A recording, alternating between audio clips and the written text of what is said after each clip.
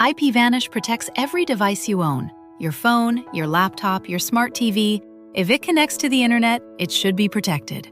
IPVanish encrypts your connection and masks your IP address, helping keep your browsing private at home and on public Wi-Fi. And with no device limits, one account covers everything. Stream with added privacy, browse securely, connect with confidence. Online protection made simple. Right now, save 83% off the 2-year plan.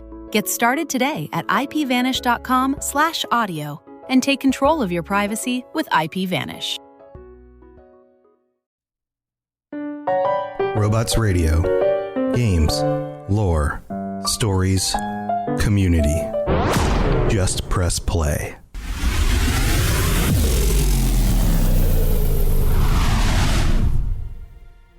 Welcome to the Fallout Lorecast, the podcast that explores the boundaries of our knowledge about the world of Fallout. On July 25th of 2025, Timothy Cain on his YouTube channel released a video simply titled Fallout Lore Exploration. I thought this video was very interesting. It's only about 10 minutes long, and if you aren't already following Tim Cain's YouTube channel, then you're missing out on a lot of cool behind-the-scenes kind of Fallout stuff. So why is that? Well, for those of you who don't know, Timothy Cain, and this is according to the current Wikipedia page, is an American video game developer and YouTuber, best known as the creator, producer, lead programmer, and one of the main designers of the 1997 game Fallout. In 2009, he was chosen by IGN as one of the top 100 game creators of all time. Tim comes up from, every now and again on this podcast, and we talk about some of the things that Tim has said, some of the reveals over the last few years since he's been doing his YouTube channel and different interviews and things like that. And this video that he put out recently explores the lore of Fallout from his perspective as the original creator and designer of the first game, and basically answers the question, what would you do, Tim Cain? Where would you take the lore of the series in future titles? And he goes into some interesting details here. There are things that he brings up that fly very firmly in the face of the way that the game has been developed so far. Not in a confrontational or argumentative sort of way, not like a, hey, Bethesda sucks and I would have done this instead, but more of a, hey, I think I might take this game in a direction that has never been considered before. So I thought this would be a really fun, kind of different type of episode to do this week, taking this video, breaking it down, and thinking about what would happen if we get the version of Fallout that Tim Cain suggests would be a fun idea for a future game. Also, I'll be including clips from this video in the episode. In fact, we'll just kind of go through the whole episode, but absolutely, if you are not already following Timothy Cain on YouTube, and I'll include a link in the description, go follow his channel. He has even more recent videos that I could do an entire episode on. But go check out his stuff and give him a follow, a subscribe, all of that stuff. Support Tim Cain because he really is the founder of the series and seems like such a nice guy and such a well-meaning person, especially to be going behind the scenes like this and sharing insights that, well, we all know the internet is going to argue about, and I'm sure he gets a mix of reactions from an audience, as do all of us who post things online. So just take a minute, go over, subscribe to his channel, spread some of the positivity, and let's get into it.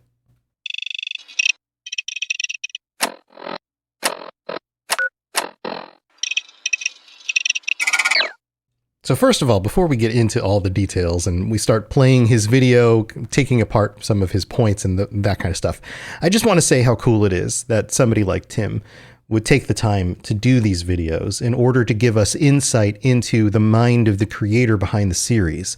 Not just his own personal experiences behind the scenes in development, working on games for several decades now, his experience as a game developer in general, but also his perspective on the Fallout lore and the kinds of things that he was imagining almost 30 years ago when the series began, and seeing it through that lens and then comparing it to what we have now and where the series has gone, some of the things that do match up and some of the things that in his head would be really cool things to do that never happened or haven't happened yet.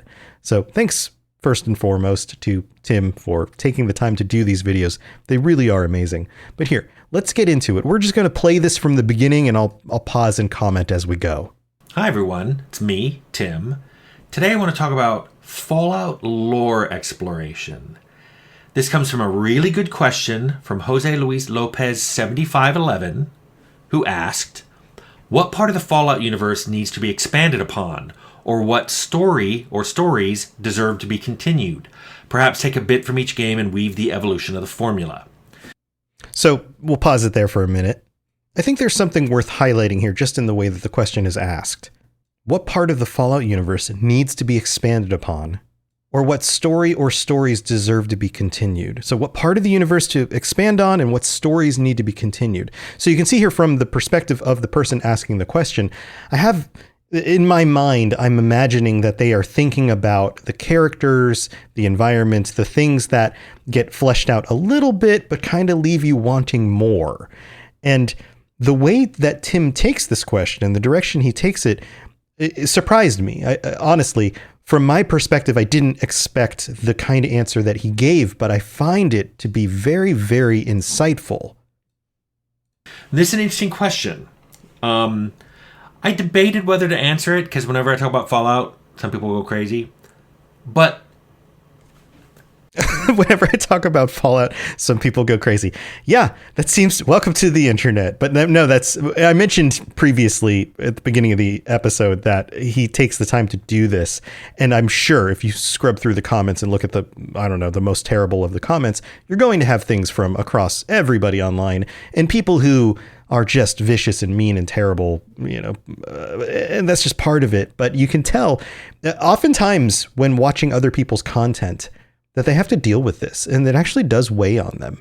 And the fact that somebody like Tim Cain would have taken a moment of pause to just be like, well, do I really want to address this? Because do I want to deal with the comments from the crazy people out there who are going to say terrible things to me about, well, that would ruin Fallout or whatever? It's just ridiculous. I'm just going to leave this here. I won't dig into it anymore. But just be aware that what he is doing is putting himself out there, and there is some risk to that. But he does share some really cool stuff, so let's keep going. There's a lot of me in Fallout. I've said this a lot. There's a lot of me in Fallout and a lot of me in Arcanum. I've often told people, if you want the most Tim Cain-y game, those are the two most Tim Cain-y games. For lots of reasons involving big teams and publishers and changes in the industry, all kinds of things. Also, I've mentioned that I have a design for a Fallout sequel. This is not that design. So real quick point. I always pronounced Arcanum, but it's Arcanum. So I'm going to make a mental note that I need to update that. But also, what he's about to reveal now is not his original plan for a Fallout sequel. And he'll go into it in a second, but this is something you need to keep in mind. This is not designed from the standpoint of somebody who is planning the next game in a series, because there are considerations for the way that you would want to plan the next game in the series, a specific sequel around a specific theme, specific characters, a certain story at the forefront, different antagonists, different dilemmas going on in the world, different types of creatures or animals that play into that story. All of that is encapsulated and has to be designed in a way where all of those pieces work together. This is not that. This is more a hodgepodge of different ideas that would be really cool to see in the future that eventually could make up a sequel, could be part of some sort of greater, more complex plan of intricate, interconnected pieces. But this isn't that. Also, he doesn't tell anyone what that is, and that is super interesting. Here, he explains it right here. I don't tell anybody that design, because if I see elements of it show up in another person's Fallout game or another company's Fallout game, I know it will be coincidence, because nobody knows what's in my sequel. So meaning that he is not threatened by the idea that the game designs that he has would show up in something else, because he hasn't told anyone. Nobody knows what those things are. There's no threat of people stealing those ideas. If the ideas are similar or even exactly the same, it's because they were invented by somebody else's brain who had a lot of the same thoughts that he did, because they maybe see the world through a very similar lens that he does. which is kind of a cool thought. It's kind of a smart thing not to reveal this to anyone because of that. I have seen a couple elements show up, and it's been completely coincidental. So just completely coincidental. Now, I'm sure we could debate the benefits and drawbacks of that. I'm sure some of you are going, well, just reveal the design so that Bethesda devs can use some of that in the next Fallout. But sometimes that doesn't go to plan, right? Sometimes somebody who was the creator of something, whether it's a movie or a video game series or a writer, and then you pass off even your ideas for this is where I would want to take the series, and you hand it off to somebody else, and maybe they agree with your ideas, but they implement them in a way that isn't what you really would have done. So it doesn't match anyway. And it may even be implemented in a way where the person doesn't fully understand the concept the way that you did with your initial ideas, but you can only explain things so thoroughly before someone just takes it and runs with it in their own way. So in that sense, it's probably smart that he doesn't share his specific plan for a sequel. Instead, this is lore that I would explore if I was doing a Fallout sequel. It's elements of the Fallout setting and elements of Fallout lore that really interest me. It's very similar to a video I did called Arcanum Lore Exploration, which I'll link below. So if you want to compare like the lore exploration of Arcanum to Fallout, these would be the two videos you'd watch. And just to be clear, because everyone always says this is not me asking to work on Fallout again. I have a video of that question, and I'll link it below. It's would I work on Fallout again? I'm doing this because A, it was a good question, and it did make me think. I immediately went, I bet you I'd do this. And then I thought I'd make a video about it. So that's it. If anybody's working on a sequel, maybe you could do some of these things. Let's find out. So there you go. So you get the difference here. The difference is if he was to put out a map for a complete sequel, a full concept of like how everything is interconnected and how it all works, there's complexity there that would be very hard to communicate. And I'm putting words in his mouth. I'm not really putting words in his mouth. I'm just interpreting the way that I perceive why he would do these things this way. And I could be wrong. I could be totally wrong. In fact, comment and let me know kindly how maybe this could be interpreted in a different way. But what he's doing here are just bits and pieces. So imagine like when we have conversations with the patrons and I'm like, hey, what would be a cool mutated villain or creature to put in a future Fallout game? And everybody comes up with these ideas, and they're just one-off ideas. They don't have to be grounded in the reality of designing a game, of incorporating that with a narrative or connecting it to a greater story among other things. They're just one-off ideas, which is actually easier to implement because if let's say he comes up with a one-off idea for a new type of mutated creature, you could work that into a future game. In fact, that might inspire some story bits that you could add to it, but it doesn't have to be the entire thing kind of warped through somebody else's perspective. It can be that one singular idea which stays solid and then finds its place in a new narrative, finds its place in a new story or theme or tone or any of those things. So that's why that makes sense in my brain. But here, let's see what the first thing he has to say is. I've broken it down into, and I made some notes. There's 3 basic things that I would explore in a Fallout sequel. Some new factions, some new locations, and more morality stuff. Okay, so factions, locations, morality stuff. Factions, locations, morality.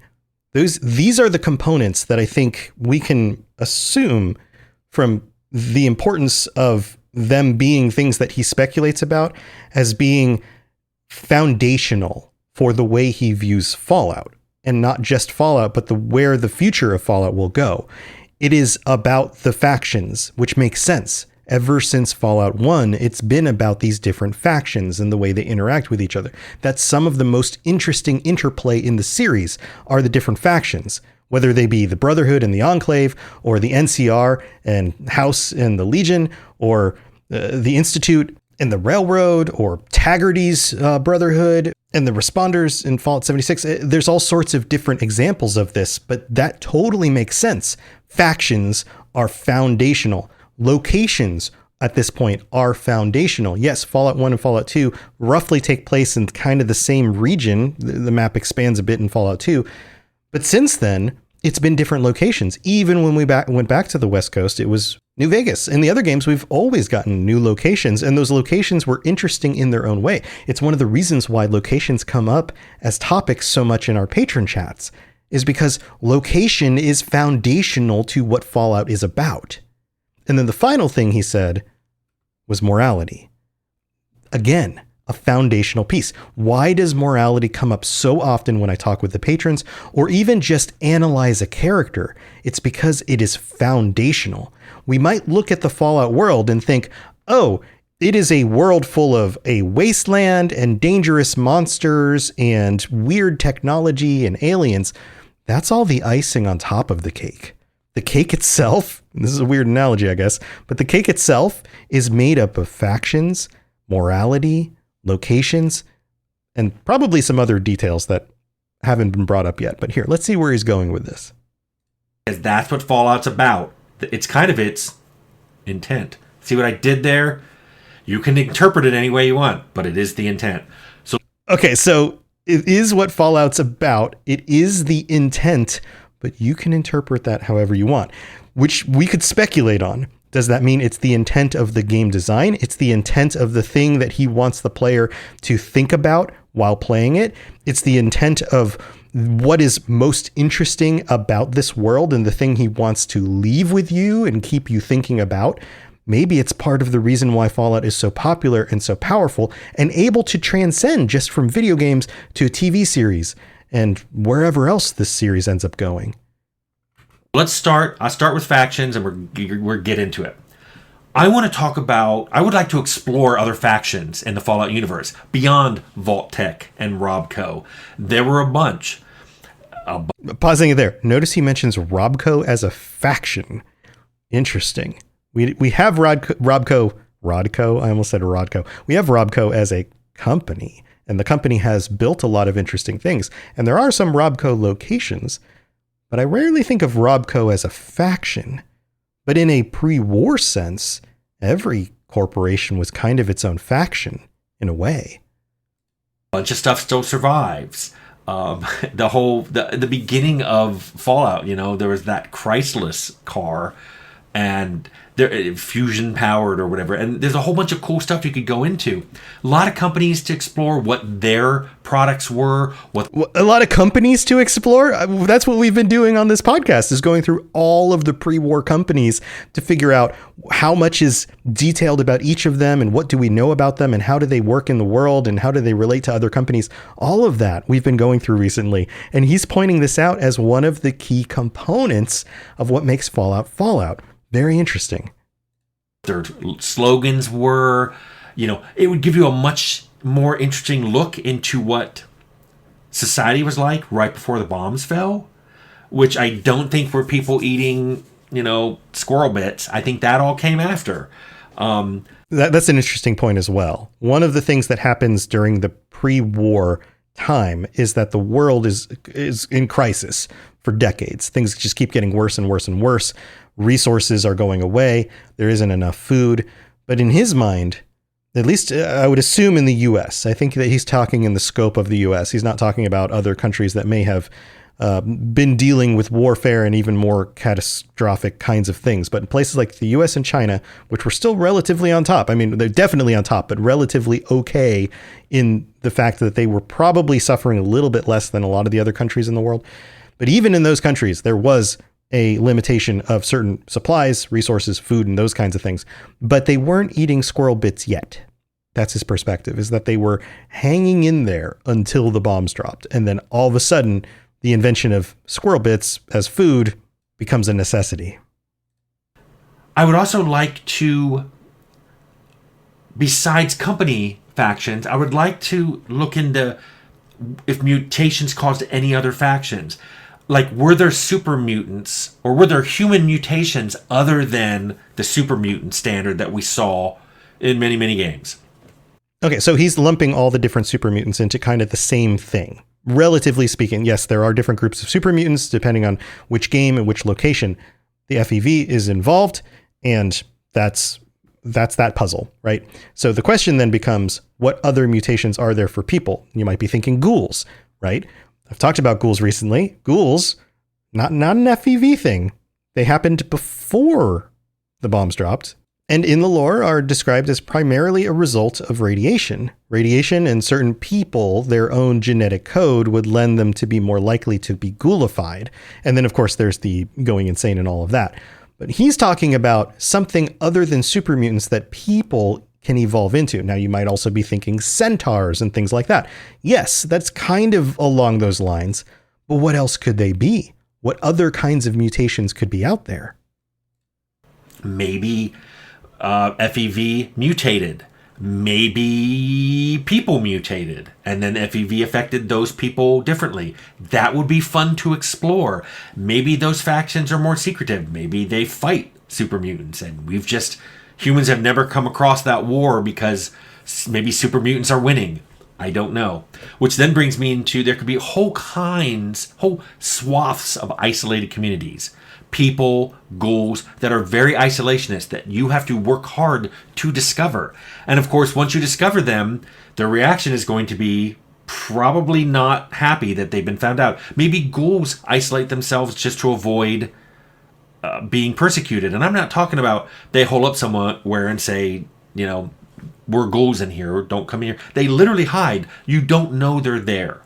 There's like an entire population living in deep under the sewers, kind of like Futurama. There's a whole city under the city.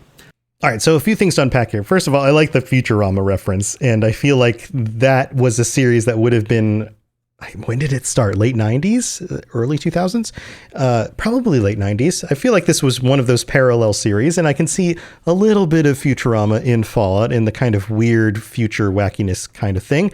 So that makes sense as a reference. Also, he mentioned here the idea that the FEV might mutate, or humans might mutate, and it might affect them differently. That's interesting. FEV is the forced evolutionary virus. Viruses can mutate. A virus out in the world that has been passed around by so many different people for so long, without a doubt, would mutate. So what does that mean? What does that do to creatures, and how does that affect them? Especially humans. I like this idea. I also like this idea that the super mutants have been fighting a hidden war against some other mutant faction that is losing but still hanging on. What if they were like you said, an underground faction, a faction that is hidden, stealthy? I mean, we have super mutants with stealth boys, but what if there were other kinds of groups or factions of people who have mutated in certain ways? And maybe there's a reason why they're hard to find. It's hard to notice them. Also, I've never seen a big dive into what I would consider to be prepper factions. People who now, today, buy homes out in the middle of nowhere and give them huge underground bunkers full of dried foods, and they're planning to, them and their families and maybe some other families, live there for a long time. What would it be like finding those people 40, 50, 100 years later? That would be interesting. It would also give you an interesting look at what their grandkids or great-grandkids thought of the world and the pre-war world outside of vault dwellers and ghouls. So there's a reason to use these, and that's the reason I would use them. So I like this idea as well, because we know about Vault Tech. We know about the Pulaski shelters, which didn't really do much. But what about the people who took it upon themselves to make their own vaults, or at least to prep for the way things would have gone? There was a news article that came out recently about the head of Meta, Mark Zuckerberg, and how he purchased like some island or something, or a big part of an island in Hawaii, where he is basically creating a vault, kind of an evacuation shelter, if ever he should need it, which is kind of disturbing. But I would imagine that you would have billionaires that didn't take part in Vault Tech creating their own solutions. But you would also have a lot of regular people, maybe somebody with land out in Montana or somewhere, that's creating their own way to survive the war, especially in a place that isn't likely to be directly hit by nukes. What would those people look like? We get a little bit of that in Fallout 76, but that could definitely be expanded upon. Which gives me to my other big thing I want to do is I would like to explore a lot of other locations. And I should probably be more specific and say, I don't mean other U.S. locations, I mean other countries.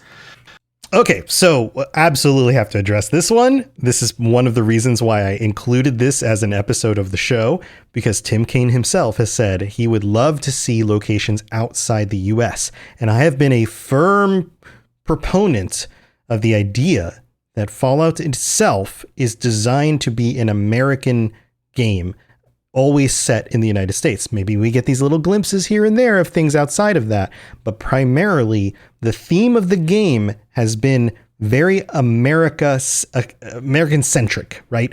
The questions about democracy, questions about capitalism, these kinds of things.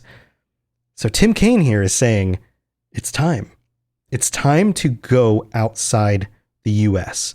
What else is going on? It's time for that spring reset. I'm taking a look at everything in my closet and figuring out that, oh no, this absolutely needs to go. And it's about time I replace things so that my clothes aren't older than my 15-year-old. Now you might think that they lasted that long because they were well made, but no, they're in terrible condition. Unlike the new jeans I just got from Quince. Jeans have always been my personal go-to because you can kind of wear them for lots of different things, but maybe they're not your thing. Maybe you're looking for, 100% European linen with insanely soft flow knit activewear fabric. It's definitely getting warmer, and their flow knit activewear is moisture wicking, anti-odor, and soft enough that you'll actually want to wear it every day.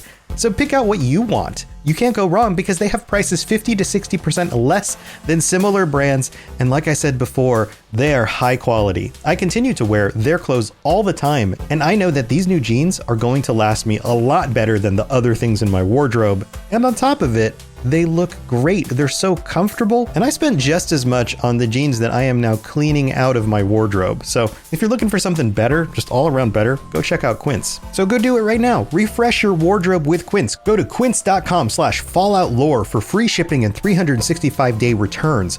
Now available in Canada too. Go to quince.com/falloutlore for free shipping and 365-day returns. Quince.com/falloutlore. IPVanish protects every device you own. Your phone, your laptop, your smart TV. If it connects to the internet, it should be protected. IPVanish encrypts your connection and masks your IP address, helping keep your browsing private at home and on public Wi-Fi. And with no device limits, one account covers everything. Stream with added privacy, browse securely, connect with confidence. Online protection made simple. Right now, save 83% off the 2-year plan. Get started today at ipvanish.com/audio and take control of your privacy with IPVanish. There has been very little discussion of what happened outside the U.S., but there's been evidence of things that have happened outside the U.S. I would like to explore what happened there. And a lot of that's exploring their jingoism, which I will say right now I'm not really prepared to do. I would love to know if Fallout was advanced American 50s, jingoism, what would that be for the Soviet Union? What would that be for China? What would that be for Canada, even though we annexed them? What would that be for Mexico? What would that be for Brazil? What would that be for Australia? What would that be for tons of countries in Europe and Africa? What would India be like? I don't know, and I don't know if I can make that, but I would certainly love to see that explored. Okay, so he mentioned a number of different locations and what they would be like. Notice he very, very firmly still ties them into the jingoism of the 50s and 60s. So here's a quick definition of jingoism. Jingoism is nationalism in the form of aggression and proactive foreign policy, such as a country's advocacy for the use of threats or actual force as opposed to peaceful relations, in efforts to safeguard what it perceives as its national interests. So from his perspective, he's explaining that the jingoism of the 50s and 60s that we see in the US would be mirrored in other cultures because of the dire nature of the way the world is going. So not just the US, but all of these other locations. And he goes through a whole list of them. And there's a lot that when he says that this doesn't get discussed, he means that it doesn't get adequately enough attention in the the prospect of future games. I think it's not that we aren't discussing these things and we don't come up with these ideas of, oh, it'd be really cool to see what's happening in China. That discussion does happen. He's not saying that we don't discuss things in that way. I think he's using discuss as a more formal kind of, this is the way the game would be developed sort of way. He also mentioned places like Canada, even though they were annexed by the US. What if the next Fallout game is located in Canada? And the majority of the characters you come across are not happy about the US annexation. And we see what it actually means for them. What is the United States government doing in Alberta? I don't know, but that would be interesting. He also says that he would not be the one to design this, which makes sense. He's an American. He understands what it was like to be, I mean, he's not that old. It's not like he was around, I don't know, the 1950s, but I'm sure his parents were. And being part of this culture, you have a sense of what our history is and the way that people previously would have reacted to different kinds of things here. But somebody would have to be brought in who understands what it means to be Canadian or Brazilian or Australian or any of these other ones that he mentioned to get their perspective on the world. And that opens up so much possibility. I've often said that I don't see a mainline Fallout game going outside of the US in the future. And that's primarily because of the way that Bethesda has built out the series since taking over Fallout 3. But that doesn't mean that I wouldn't like to see that. That's a very different argument. I think it would be really cool to see that. I just don't feel like it's particularly likely. But with people like Tim Cain putting these ideas out there into the world, it could make it more likely. These types of things start to resonate in the culture and with everybody else and post it online, and eventually the devs take note. And it could influence the way things go in the future. Beyond jingoism, beyond what their 50s style, retro futurism would be by country, I would love to know what their tech is. We established in Fallout 2 that the Stealth Boy was Chinese tech. What other countries had really unusual tech that weren't here in the US, or were only in the US because maybe we stole it, or maybe some of their spies got in here with it? Did other countries explore biological weapons like our FEV? Maybe there's an FEV-like virus in Argentina. What if there was an FEV-like virus? I totally messed up my words there. But we're going to keep that in China.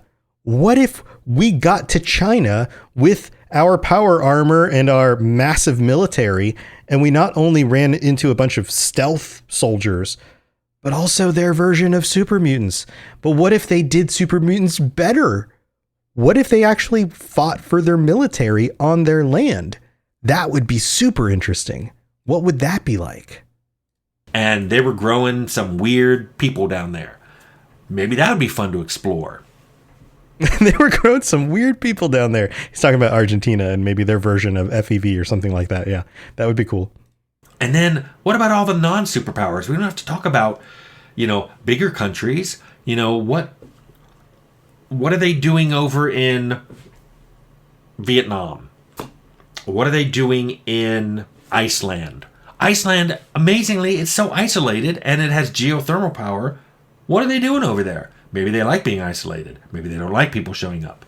That would be fun to explore. So lots of locations in different countries. I would love to do that in a Fallout sequel.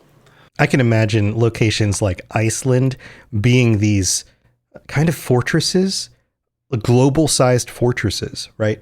But you go back to medieval time periods and castles built on islands and at the tops of mountain cliffs so that they were hard to surmount, right? A place like Iceland is an island. A place like Hawaii, I mentioned already, is an island, or a series of islands. But any one of those islands, especially the big ones, if you could fortify them and they could take care of their own needs and still had the ability to supply food and take care of their people, maybe they are isolated from the rest of the world. Maybe it's like going back in time, because maybe they've been able to keep going with the way things were kind of the way they were before, and yet everywhere else is falling apart. That would be super interesting. And then finally, and the biggest one that would have to be in any sequel I worked on would be morality exploration. I love gray morality. I've said that a lot. I also like tough black and white decisions. So this is interesting. There's a difference between gray morality and tough black and white decisions, and he's about to lay this out for us. So keep note of this, because this is definitely something to put in your back pocket and to use in future conversations about Fallout and morality and those kinds of things. I find a lot of times when I talk about morality, especially when I do video versions of things and they get more kind of general hits by the greater internet, not so much the audience that we all have here of people who tend to... I mean, there's a reason if you're sticking around to continue to listen to the podcast, you probably agree with a lot of things I said, or at least you don't disagree in a fervent thinking I'm a terrible person or an idiot sort of way.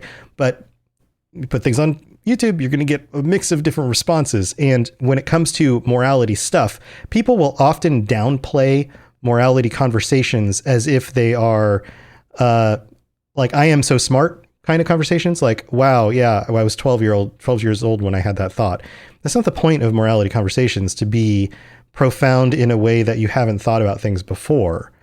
Because, yeah, maybe you were introduced to those kinds of moral quandaries at 12 years old or 18 years old or whatever age it was that you were. Most of us probably in our teens or early 20s came across a lot of this stuff if you're interested in any form of philosophical debate at all about morality. That's not the point. The point is that those questions are timeless. The point is that those questions lead us to new and different perspectives depending on the situation and the circumstances that you're in. And on top of it, they are deeper than they seem. Morality questions can be explored in very, very minute and interesting ways. And some people just don't get that. They just think that either things are black and white or they are gray. But that's as minimal as maybe things are only black and white. It's just one step further. No, there's lots of gray. There's lots of room for gray. There's even different ways to see extreme black and white, which he's about to talk about. So here, let's get into it. People consider this to be gray, but I'm like, no, there's nothing gray about the decision. There's an obvious right choice. There's an obvious good choice. But the evil choice is way more rewarding. Yes, you can save that person or grab that really cool weapon, but you can't do both. Like, do you get the difference there? The difference isn't, do you save your grandmother or do you save two strangers? There's not a clean answer for that. Some people will say, obviously, my grandmother, she means more to me. I understand who she is. I know that she's a good person, whatever. Some people will say two people is more than one person, so save the two people because from a quantity standpoint, that's the better thing to do. That is debated. That is a gray kind of moral dilemma.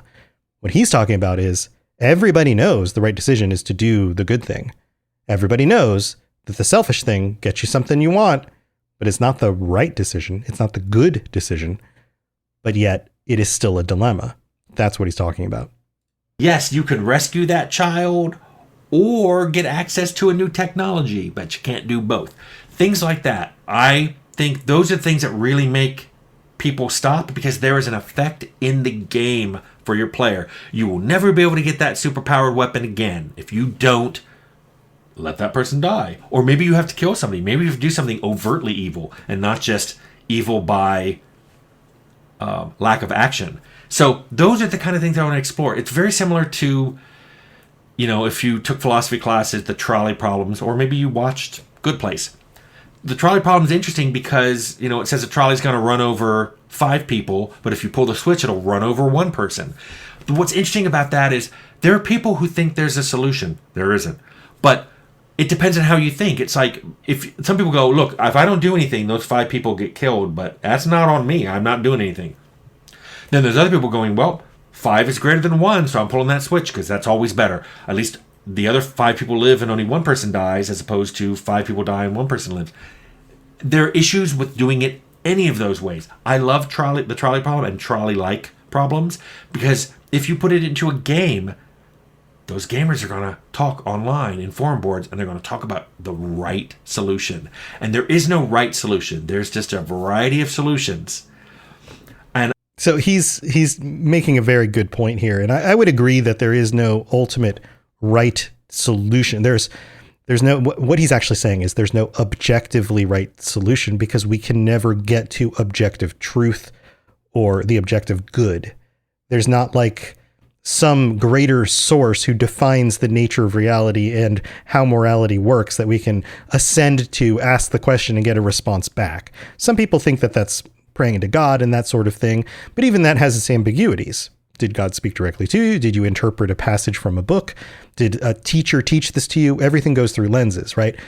His point is getting to objective truth is extremely difficult, if not impossible. I would say he probably says it's impossible. So therefore, you're dealing with subjective truth. Subjective truth means that to each person, the scenario appears differently depending on what we value, what we want, the situation, our perspective in that situation at that time, all of those details. And that's what makes trolley-like problems, which I like how he said that, interesting and fun to debate about. Also, it's what makes those hard black and white problems different, because the trolley problem doesn't have a objectively correct answer, or at least not one that we can get to.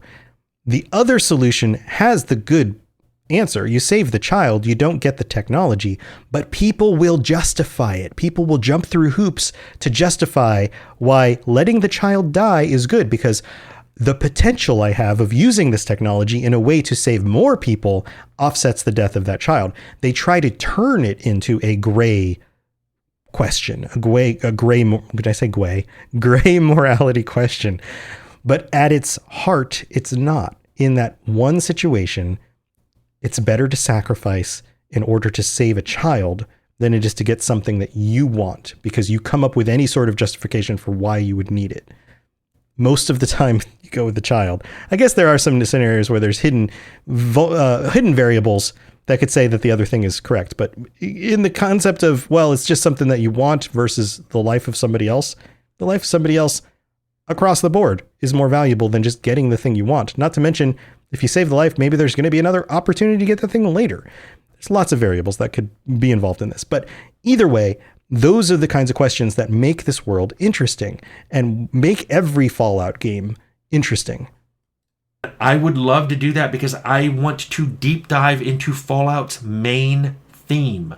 Power corrupts. People have always done bad things. War never changes. That was always Fallout's theme.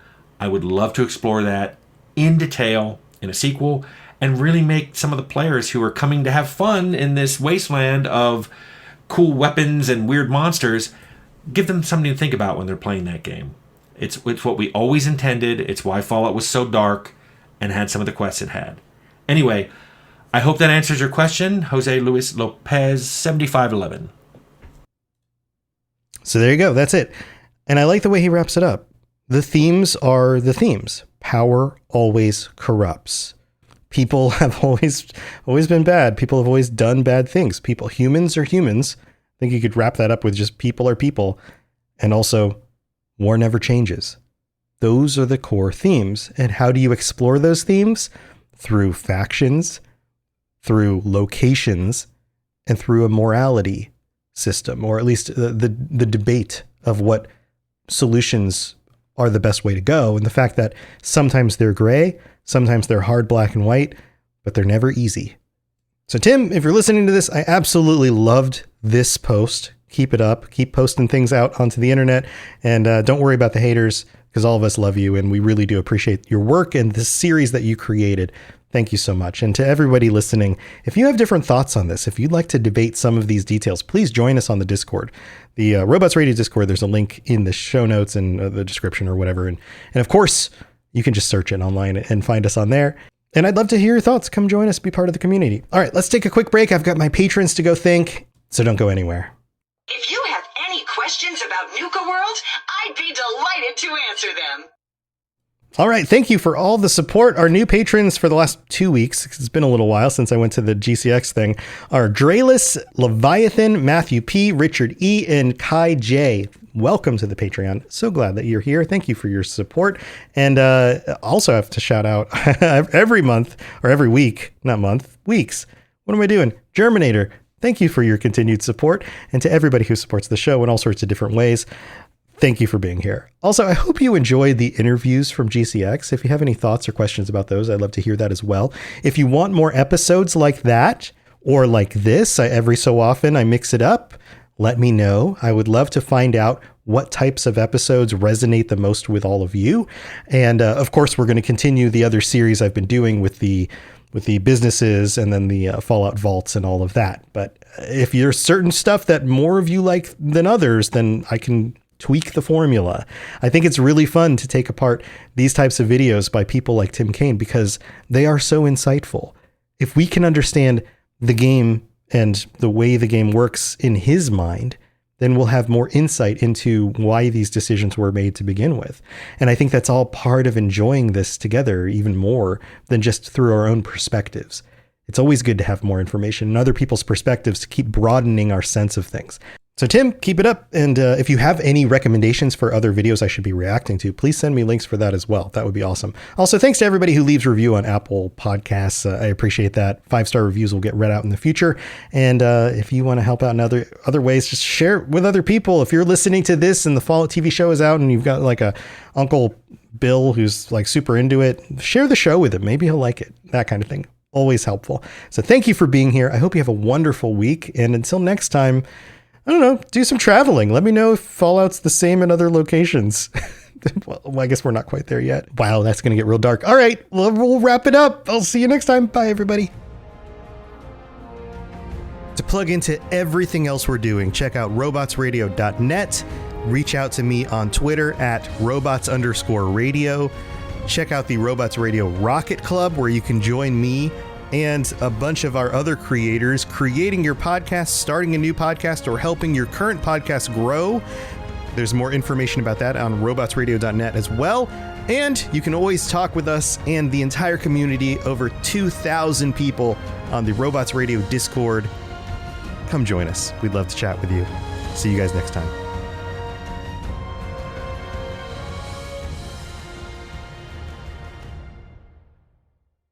It's cozy season, and nothing compares to wrapping yourself in a Minky Couture blanket. Luxuriously soft, perfectly warm, thoughtfully made. From movie nights to chilly mornings, Minky Couture turns everyday moments into pure comfort. Once you feel it, you'll understand why it's called the original best blanket ever. Visit minkycouture.com or a store near you and make this cozy season your softest one yet. It's cozy season, and nothing compares to wrapping yourself in a Minky Couture blanket. Luxuriously soft, perfectly warm, thoughtfully made. From movie nights to chilly mornings, Minky Couture turns everyday moments into pure comfort. Once you feel it, you'll understand why it's called the original best blanket ever. Visit minkycouture.com or a store near you and make this cozy season your softest one yet.